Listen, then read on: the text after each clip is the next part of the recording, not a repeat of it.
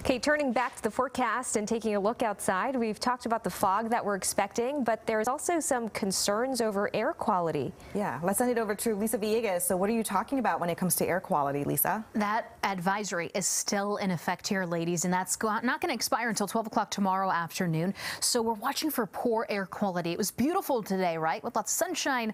However, still a little hazy out there. The good news is that starts to change tomorrow as we get ready for a new frontal system that approaches the area. Also, going to clear out the potential for any fog, at least in the near future. Already starting to see that reducing down for areas like Stevens Pass and even Snoqualmie Pass, Stampede Pass there over by Port Angeles, Port Townsend, and Oak Harbor, across parts of the strait. Starting to see some of that.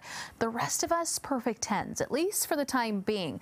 For the next hour, we're going to slowly start to see more of that developing, and I'm talking about the fog. And as the temperatures continue to drop, I mean, some of us are in the 20s across parts of Kitsap County. We're going to have to watch out for more frosty conditions. Now, Sunday morning, we're going to get ready for some rain.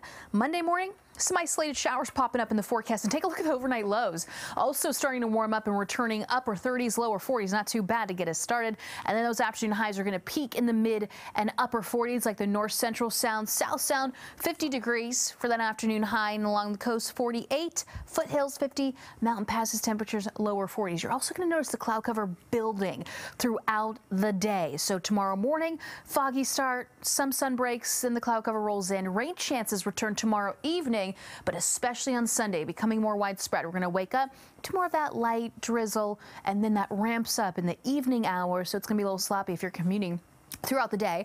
On top of it being a little breezy, because with that frontal system that pushes through, can't rule out gusts exceeding around 25 miles an hour, even up to around 30. But temperatures are going to peak in the upper 40s there on Sunday. Then we're going to watch them drop. But let me time out this system. There's the cloud cover rolling in 3 o'clock tomorrow afternoon.